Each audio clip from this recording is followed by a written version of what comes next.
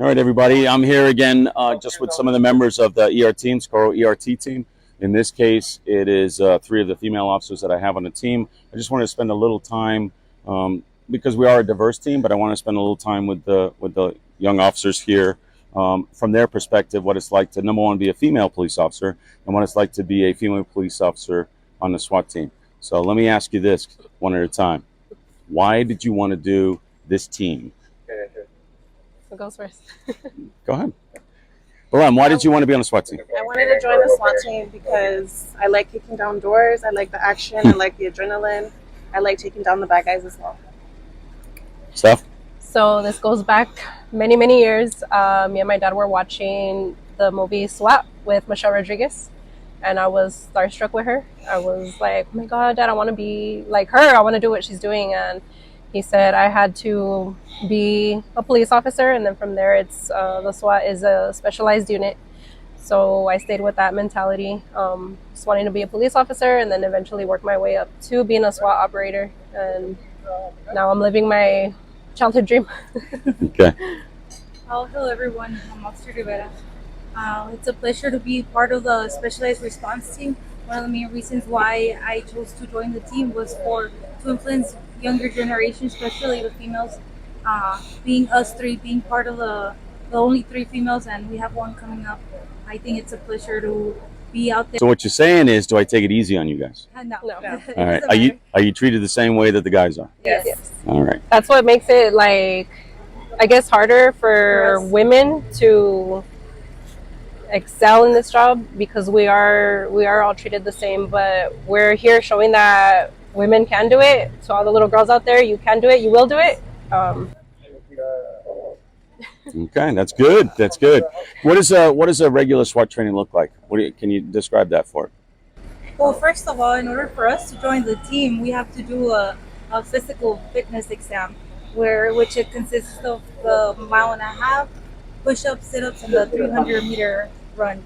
After that, you're able to join the team, and then from there, how Belém was saying, we're able to do the room clearing.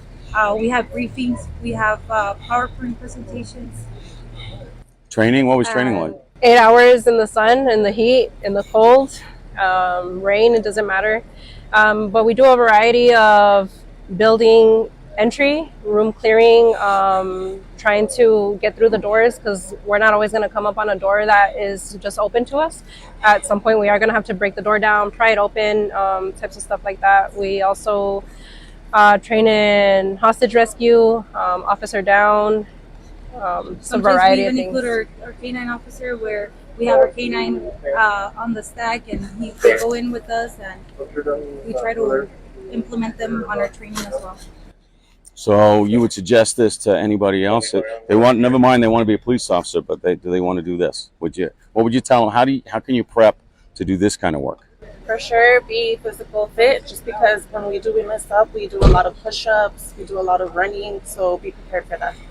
And most importantly, it's all about teamwork. I believe that if we don't have that bond as a team, you're not going to make it. We have a lot of team bonding, and we help each other out, and that's really important to be part of the SWAT team.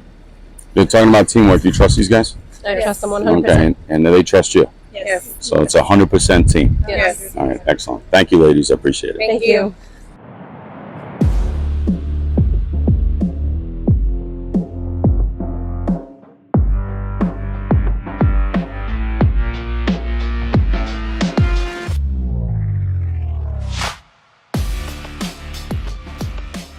Greetings all. What is the good word? This is the COPTIMIZER podcast, and I'm your host, Patrick Flanley, retired chief of police. And like I said on the intro, all around wannabe Renaissance man. I've got a ton of interest and a lot of things that I want to cover on this show. No topic is off limits. But today, just want to spend a few minutes introducing you to me, look just a little bit about my background, and mostly I just want to talk about what we're going to cover on this show and the guests that we're going to bring on, and what the purpose of this show is going to be. So let's get into it.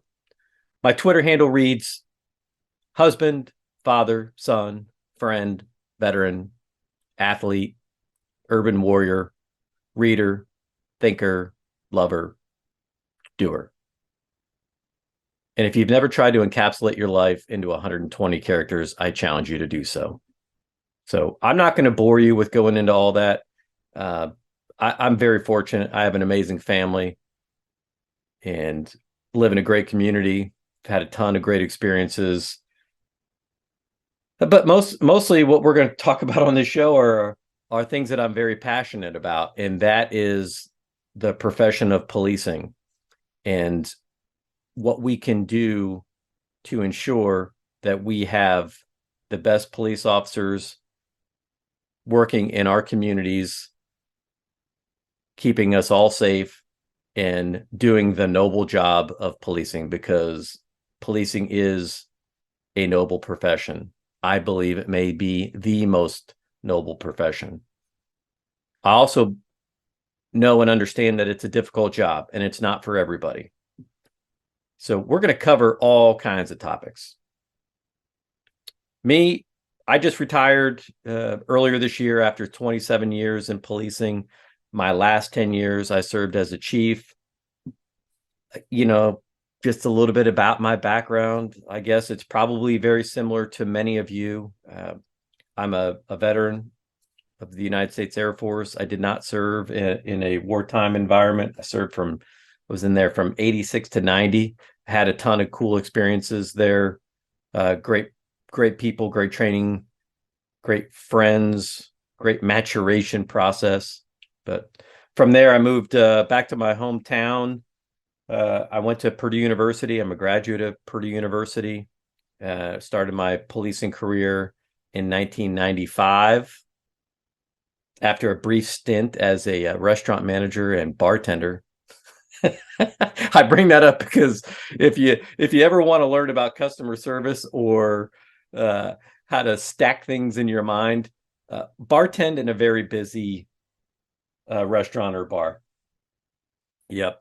I worked in a place called Harry's Chocolate Shop, and no, we did not serve chocolate shakes.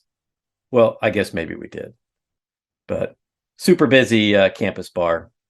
It got some props recently from former Purdue president Mitch Daniels. He's on his way out doing an interview with President George Bush, former President George Bush, I should say. Anyway, I digress.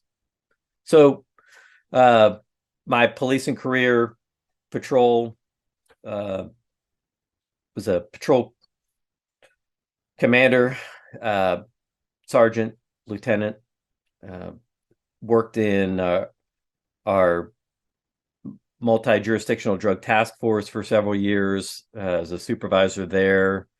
Part of that time we spent with a FBI Safe Streets task force. One of my many ancillary duties in patrol was SWAT. I was a team member, team leader, a team commander, served on our board for the Indiana SWAT Officers Association. There, I got to work with team leaders and commanders from around the state. That was a tremendous experience. Learned a ton. I did all kinds of things, like a lot of you did. Well, I went to a lot of different trainings. As chief, I went to the Harvard's Kennedy School of Government. They have a state and local leaders program that I strongly encourage administrators to look into. It was an amazing program. Prior to that, I went to Northwestern's School of Police Staff and Command. I went to their Frontline Leadership School. Been to several different leadership schools over the years, ranging in different topics from drug task force, SWAT command.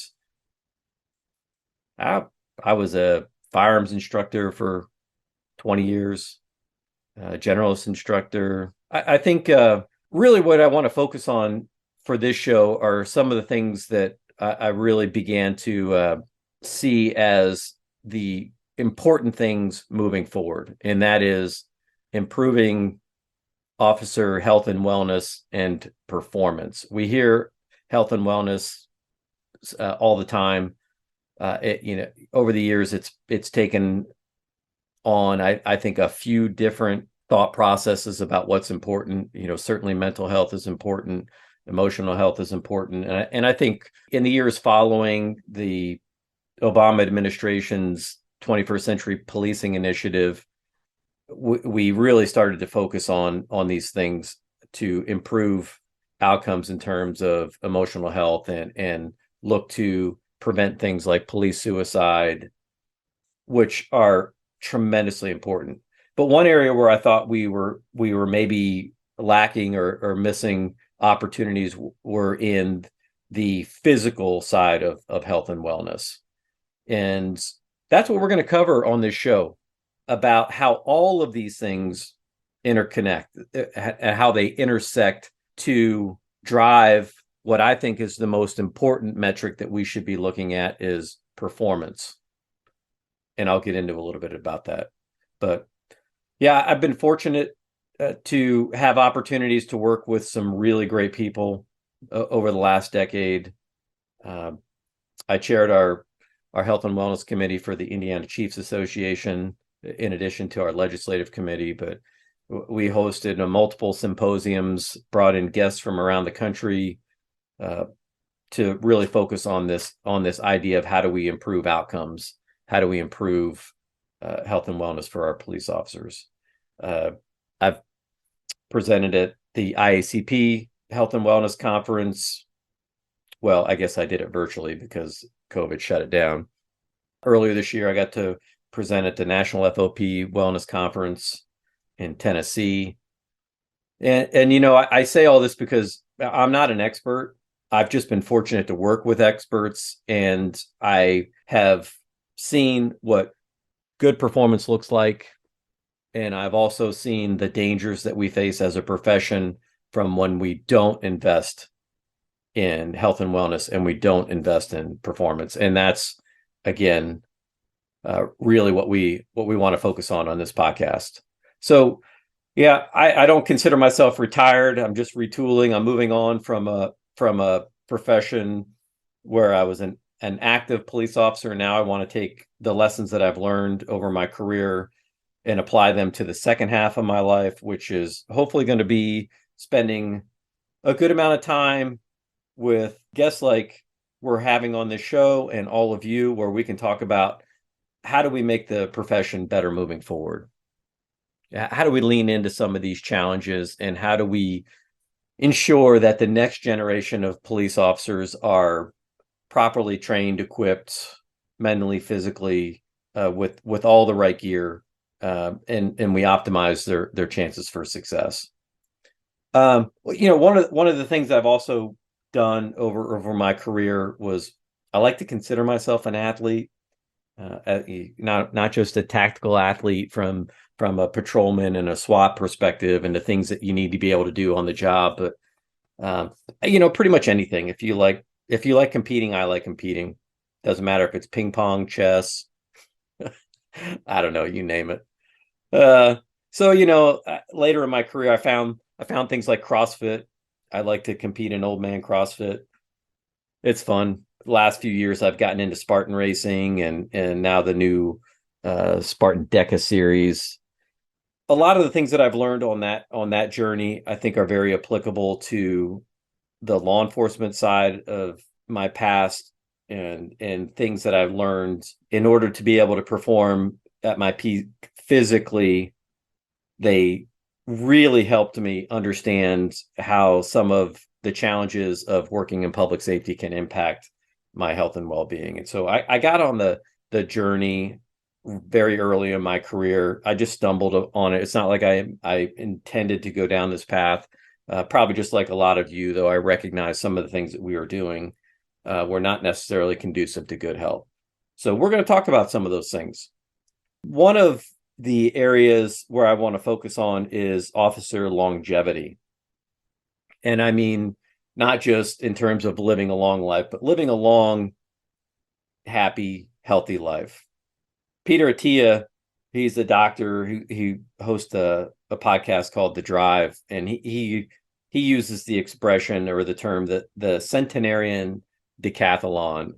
or decathlete, meaning that if you want to live to be 100 and you want to be able to be functional at 100, then you can't wait until you're in the second half of your life to start preparing for that. You really need to start early in life, and the sooner the better. And I think in policing, it's the same way. We are all required to pass a physical fitness test before we can graduate from our academies. Almost certain that's universal across the country. After that, however, we know that there's only about 2% of police departments in the country that require any type of physical fitness requirement to continue in your law enforcement career. And that's something that I think we really need to take a close look at. And I want to bring experts and others onto the show to talk about why that might not be a good thing, and why focusing on physical fitness and physical health can actually improve all of the metrics that we're looking for across the span of a career. And maybe the most important metric of all is when you get to the end of your career, are you going to retire healthy and happy, or are you going to be broken and broke? This is not anything new that I'm telling you. But I think it's important for us to really understand that it doesn't have to be that way. I don't like it when we make fun of the fat cop or we make the donut jokes. Okay, I can laugh at a donut joke here and there. But where I think sometimes we miss opportunities is when we don't ask why. Why are these things occurring? Why are cops overweight? Why are we having poor performance displayed on a national and international scale in our mainstream media when an officer does something wrong? And why do we continue to focus on bad outcomes instead of bad systems that are creating bad outcomes? All of these things we want to talk about. So I know it sounds crazy. Who wants to live to be 100? If you're in this job long enough, you see some things, you see shit that you're like, yeah, no, I don't want to live that long. But the idea to know that it's possible to get there and be healthy and functional, I think that's intriguing. And I think it gives us a goal, something to shoot for. So let's begin our journey with the end in mind. From the time you're starting your career and progressing through the time that you retire, and then progressing even better yet into what you do in your second half of your life, post-retirement, where you're enjoying yourself and you really get to enjoy the fruits of that hard-earned pension that you've earned.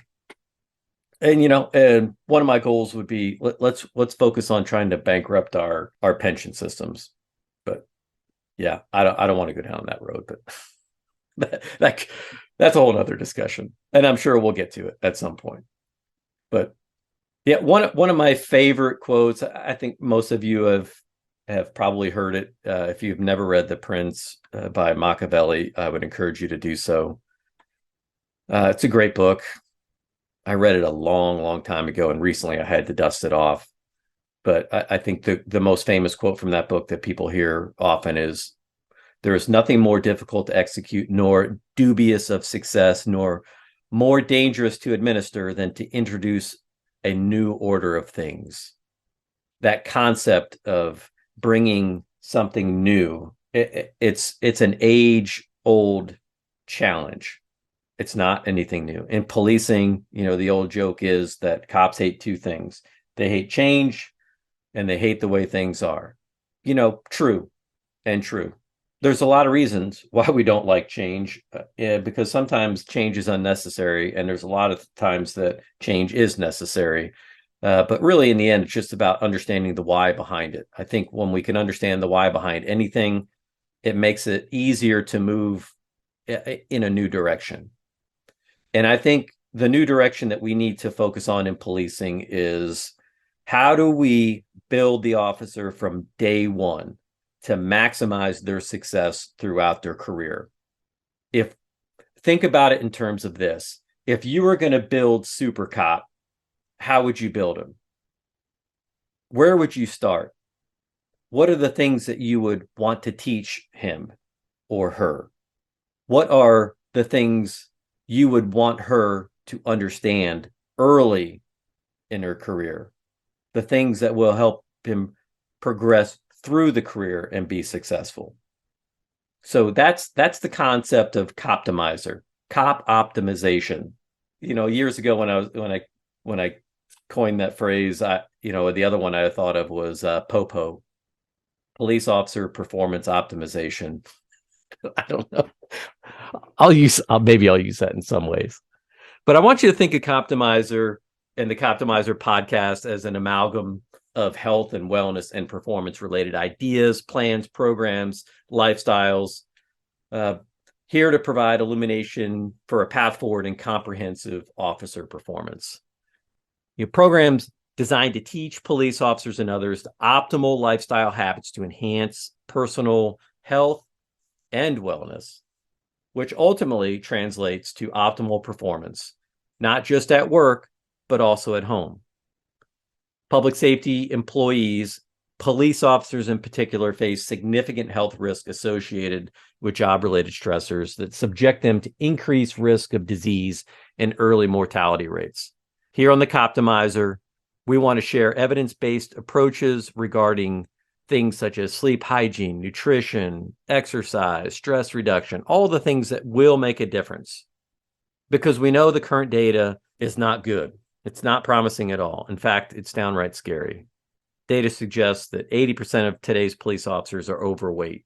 Of those, 40% obese. Of those, 20%, upwards of 20% morbidly obese.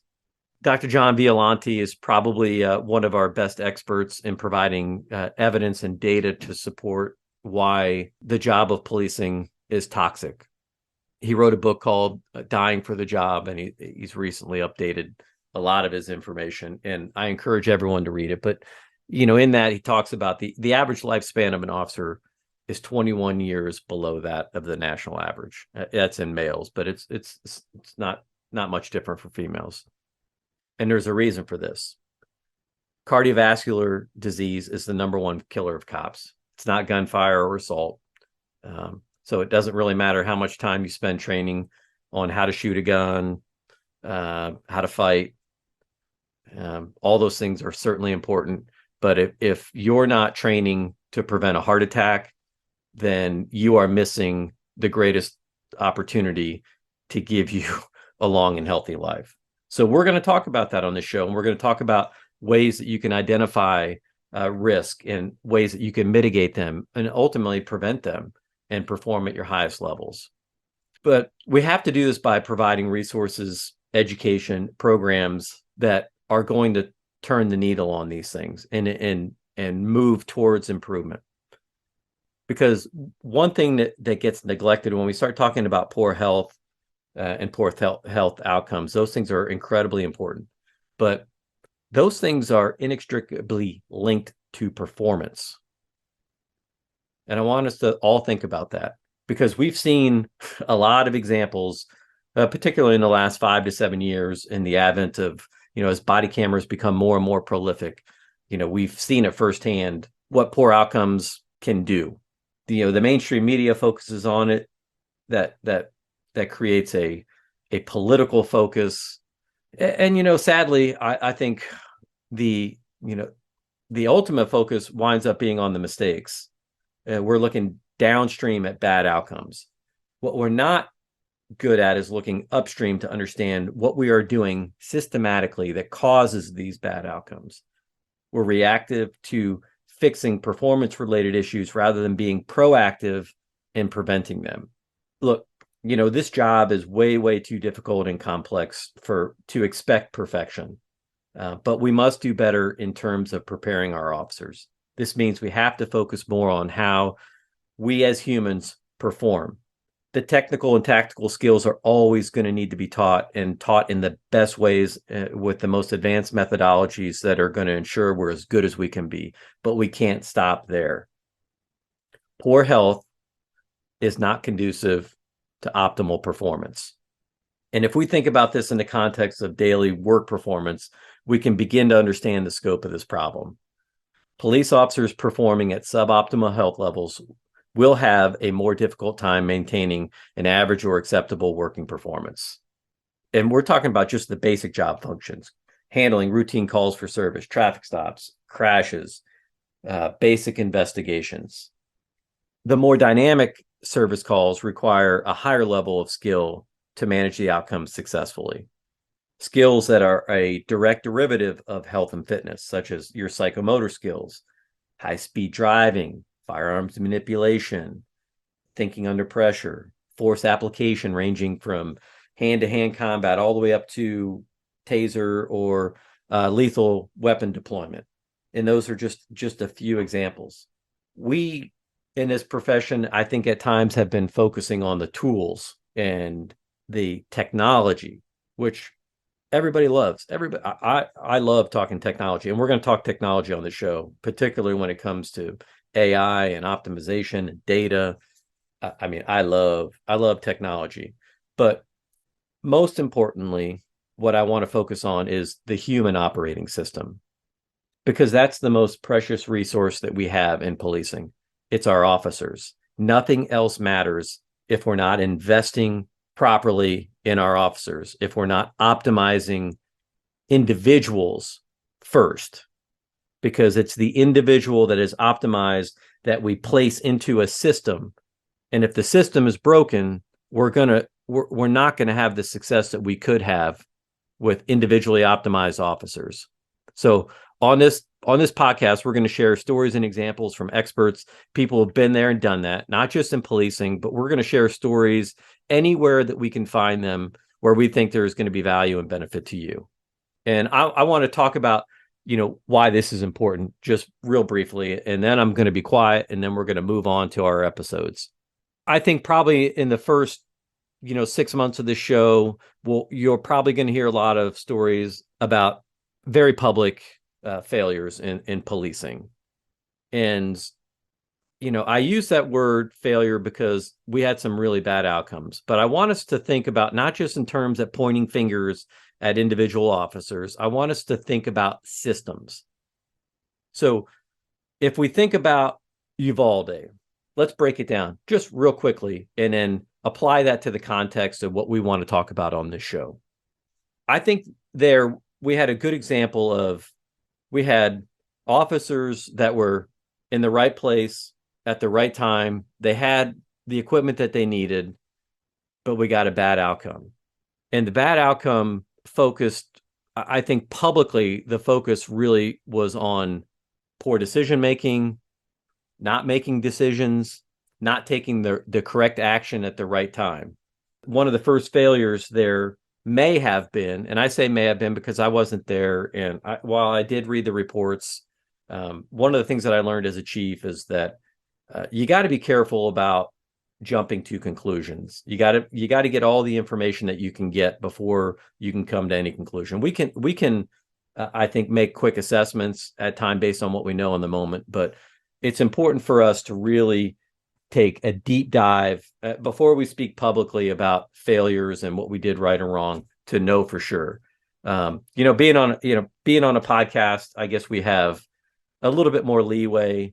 I say that, with a little caution, because I don't want us to assume that we're doing this to be overly critical. What I want us to learn from what we've done well and what we haven't done well.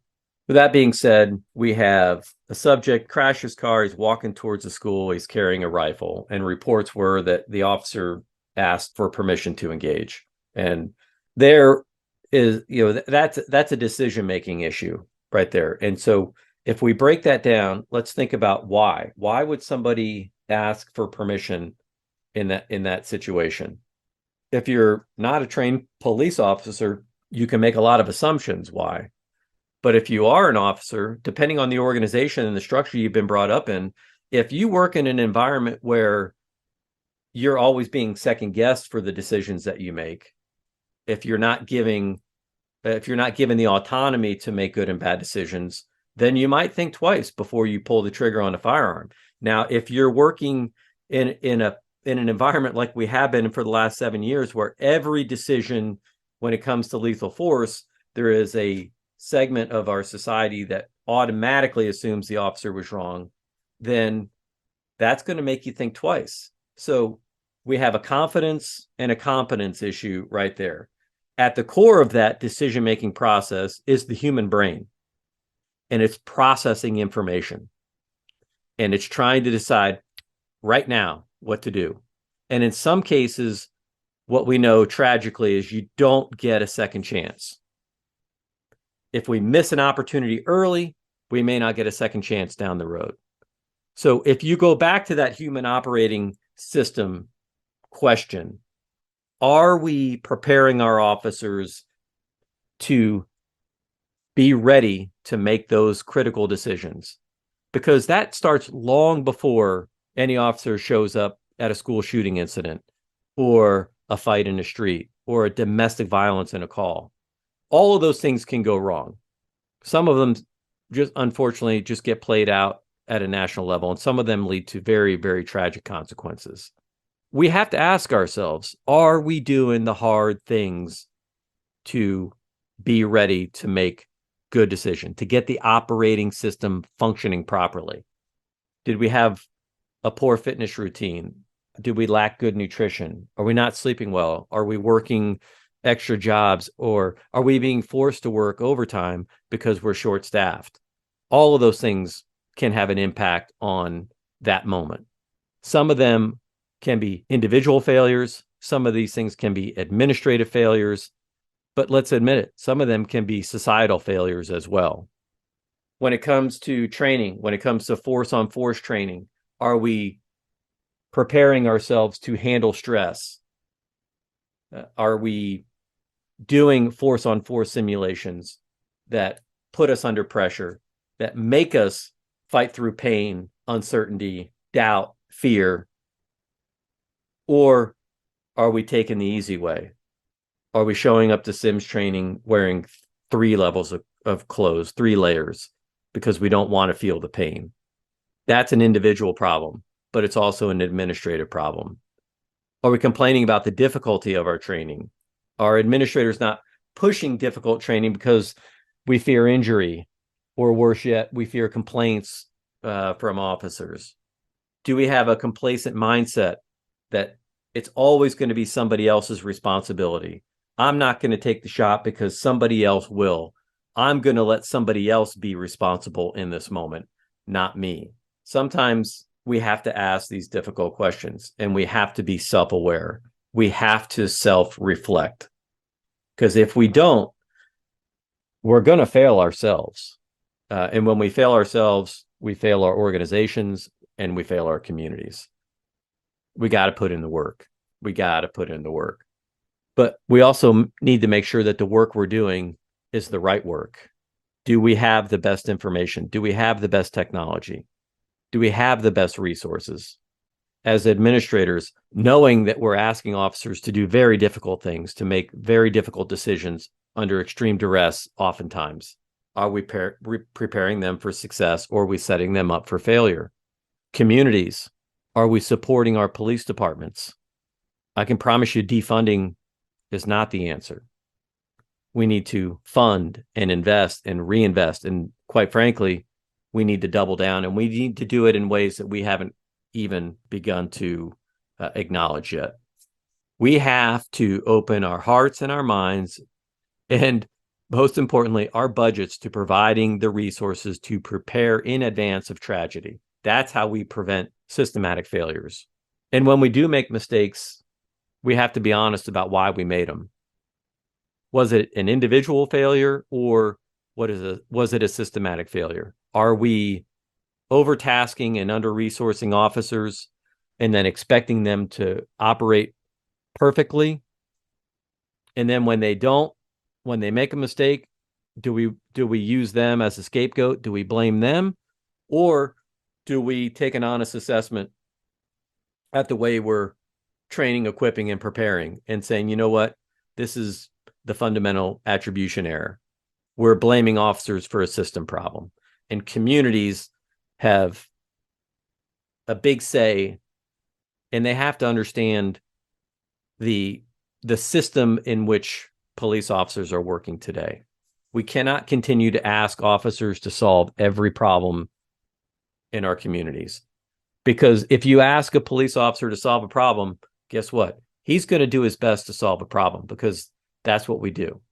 It's easy to kick people when they're down. It's easy to point fingers. It's easy to blame. But on this show, what we're hoping to do is educate each other in our communities about why all of these things are so important, why focusing on the individual is so critically important to performance, and why that's going to help us meet what I call my big, hairy, audacious goal, right? Anyone that has read Jim Collins' work, the author of Good to Great, they're familiar with that term. What is your big, hairy, audacious goal? Mine is that I want to hire police officers healthy. I want to retire them healthy, and I want them to thrive in that space in between and whatever comes after policing. And I want them to bring value to their families, to their friends, to their communities, and I want to do it at scale. Stephen Kotler, he's the author of The Art of Impossible, and he calls this the massively transformative purpose, the MTP. What is your MTP? And if you understand what that is, or if you spend time thinking about what that is, you can really start to build a structure around how you're going to get there. And in policing, I think it starts in day one. I have a lot of ideas, and we're going to talk to a lot of experts on how we think we can make that happen in policing. So let's wrap up this introductory episode with just a couple of quick stories. So one is from a very early time in my career, when I was working with a field training officer. He was a smoker, drank a lot of coffee, ate a lot of unhealthy food, not the healthiest person. And he said something to me once that really resonated with me. And it was kind of like one of those clarifying moments early on in my career where, cops can tend to get a little bit negative when they start talking about the job and life and things that you have to get done. But, he made a comment to me that, one day he's like, you'll understand, Flannelly. He's like, you're going to be fat, miserable, and unhappy, just like the rest of us. He was sincere when he said it. And that really stuck with me. And, it was that moment where I realized, like, I got to make a choice, because he's showing me what the future looks like. And he's telling me what my future is going to be. And I can either believe him or not. And I chose not to believe him. And I chose to believe that, there is a different path. And that's the path that I've been on. And I'll give you another story about why that's important. Because it was a few years, probably not even a few years later, but again, early in my career, I went to an alarm call one night and in a business area where we knew we had an active burglar that was working. And it was a busy night. We arrived, there's two officers there. Business alarm is going off. There's a fence around the property, 8-foot chain link fence. And we are standing there. We can hear the alarm going off. We know there's only two of us. There's no other officers available. So I hopped the fence and I'm getting ready to, approach the building, and I turn around and look, and my partner's on the other side of the fence. There was a moment there where I realized why, because he couldn't climb the fence. He couldn't get over this 8-foot fence. So I made the decision to go check and clear the building by myself. Right. So fast forward, it's not about that decision, although, you can look back and say, yeah, that was a poor decision. I was young and impatient, but I really reflected on that call for a long time, because while I was easily able to hop over that fence, that was not a barrier to me, and I didn't recognize the fact that could be a barrier to somebody else, and I didn't think about the implications of this in that moment. But yeah, what happens if I go and I clear the building and I find a door open, or, there's a burglar and I wind up getting into an engagement and I'm solo when my backup's on the other side of the fence? Whose fault is that? Would it be mine? Would it be his? And in the end, it would be my fault, right? I have to take accountability for my decisions that I make. I can't be accountable for decisions that other people make. But the lesson that I hope to impart from that story is that while I might have made a bad decision in that moment, the bigger lesson is that my preparation and the way that I approach my job doesn't impact just me. It impacts others. And I can't help but to think, had something gone wrong on that call, let's say I do get into a fight or a shooting and I do get injured or worse yet killed, that would be bad. But what would be worse is being the officer that was on the other side of the fence and couldn't get in to help. Not because he didn't want to, not because he wouldn't have given everything in that moment to be there to help, but because of decisions that were made long before that night that led to the inability to be able to climb a fence in the moment where we would need you to climb a fence. It seems like a small thing, but it's not. I mean, because there are things worse than death, right? And that's living with the idea that there was something that you could have done and maybe, quite frankly, should have done to prepare better for that moment. So I don't want officers to ever be in that position. Failure is a part of life. We're going to do things where we're not going to have success. But what's not acceptable is that we use that as an excuse not to start, regardless of where you are today. Today, you can make a decision about, are you going to improve? Are you going to work on being a little bit better tomorrow than you were today? Or are you not? And if you're not, it's time for some self-reflection, because we can't keep seeing some of these stories just pound the profession over and over again for things that are preventable. They're avoidable. As administrators, we got to ask the hard question: are we doing everything that we can to ensure that we're preparing our officers for the difficult things that they have to do? It's not easy, and it requires all hands on deck, and it requires everybody contributing, but it can be done. There's no doubt in my mind. We can do it. We have the support, even though we sometimes don't feel like we do. And we have some of the brightest and best people with character, integrity, humility that are in this profession, that are doing it for the right reasons, that want to improve the profession moving forward. And I believe we can improve our profession. We can work on being a little bit better tomorrow than we were today.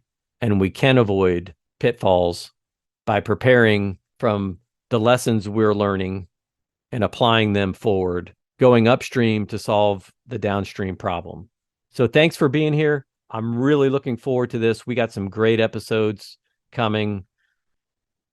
Yeah, I'm really, really excited. And I appreciate you spending some of your valuable time to join us on this journey. We're looking forward to hearing from you. We're looking forward to hearing about guests that you want to have on the show. Yeah, we've got about 30 already lined up, and I got about 1,000 more that I can't wait to bring. All right, so that's enough for today. Looking forward to joining you on our future episodes, and we'll see you soon. If you're in law enforcement, consider getting a coach, and do so by going to axoncoaching.com. Check us out and contact us today. Until our next episode, I'm 1042.